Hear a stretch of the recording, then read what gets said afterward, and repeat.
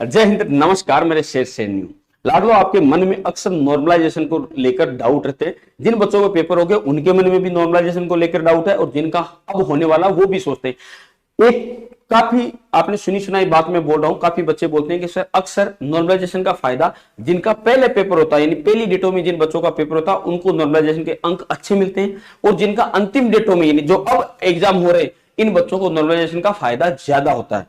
तो आपको क्या लगता है, किसको फायदा ज्यादा होगा या किसको कम होगा? ये कमेंट मैंने काफी देखे हैं, बहुत सारे बच्चे भी ये क्वेश्चन करते हैं, और ये बात भी आपने सुनी होगी। अक्सर वो ऐसा इसलिए बोला जाता है, क्या होता है कि पेपर ऐसा बोला जाता है कि पहले जो पेपर की शिफ्टें होती है उसमें पेपर का लेवल बोलते हैं कि हार्ड रहता है, या पहले जो बच्चों का उनके नंबर। देखो, नॉर्मलाइजेशन में इस बात से कोई लेना देना नहीं है कि किसका पेपर पहले हुआ या किसका पेपर बाद में हुआ। नॉर्मलाइजेशन में उसके नंबर बढ़ते हैं जिस शिफ्ट का पेपर हार्ड होता है।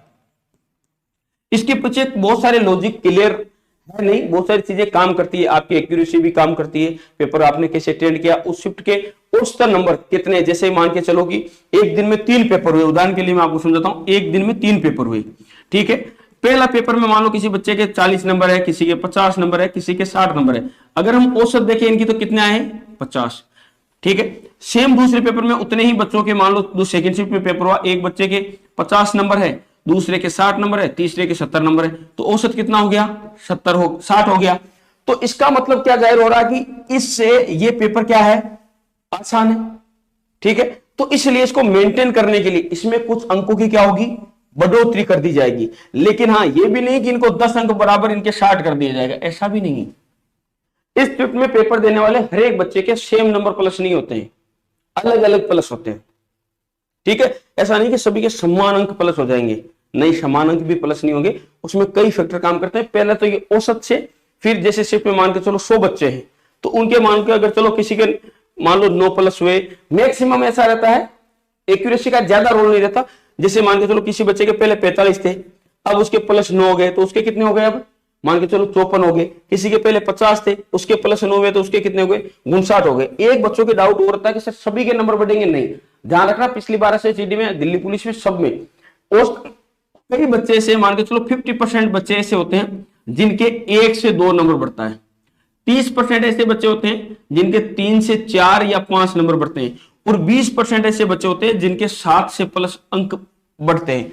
तो जब आप पेपर अटेंड किए हैं, अगर आपके मान लो कि चलो आपने बिल्कुल सही किया, हो सकता है आपका पेपर काफी हार्ड हो। जैसे इस समय बच्चे जो पेपर देके बाहर निकल रहे हैं वो बोल रहे सर बहुत आसान पेपर है, उनमें से जो नए बच्चे हैं वो बोल रहे हार्ड भी है। अब जो पुराने बच्चे उन्होंने तैयारी अच्छी की है, तो जो नॉर्मलाइजेशन का फायदा है ना, वो उन बच्चों को अच्छा होगा जिन्होंने तैयारी की है। ऐसा नहीं है कि जिसने तैयारी नहीं की उसको सोचता रहता मैं तो नॉर्मलाइजेशन में बढ़ जाएंगे, नहीं। जिस बच्चे ने मान के चलो किसी बच्चे की बहुत अच्छी तैयारी है और पेपर में वो 60 क्वेश्चन नहीं कर पाया, इसका मतलब ये शिफ्ट हार्ड है, तो इस बच्चे को बाद में हो सकता है कि औसतन 10 अंक भी प्लस हो जाए, ठीक है। अब कोई बच्चा है उसका पेपर बहुत आसान है, भले उसका पहले हो चाहे अंतिम में, उसका कोई फर्क नहीं पड़ेगा नॉर्मलाइजेशन पे, इससे कोई मतलब नहीं। नॉर्मलाइजेशन पूरी की पूरी शिफ्टों पे निकलेगी। जैसे जितने शिफ्टों में पेपर हुए, अब उसमें औसत निकाल लेंगे कि इस शिफ्टों का औसत क्या है, तो किसमें कितने अंक बढ़ाने हैं, ताकि हम इनको वापस एक सम्मान कर सके, ठीक है। ऐसे होता है, ऐसा नहीं कि भाई प्रत्येक बच्चे के नंबर बढ़ जाएंगे, प्रत्येक ही नहीं बढ़ते। ध्यान रखना, इस हिसाब से ही नंबर बढ़ते हैं, और पहले पेपर हो चाहे बाद में, उससे कोई मतलब नहीं है। मान के चलो किसी का 7 तारीख को 7 मार्च को पेपर है और वो पेपर बहुत हार्ड आ जाता है, तो उनके अंक बढ़ेंगे। और अगर वो पेपर बहुत आसान आ जाता है, बाकी शिफ्टों के बजाय, औसत अंक उसमें बढ़ जाता है सारे बच्चों को। मान के चलो कि पहले पेपर में 100 बच्चे ने पेपर दिया, उनके औसत 50 था, बाद में 100 बच्चों ने दिया, उनका औसत 60 था, बाद में 100 दिया, उनका औसत मान लो 35 था। तो कहने का मतलब बच्चे वो 100 लेते हैं और इसमें 35 ही औसत अंक आया, इसका मतलब क्या है, ये पेपर हार्ड है।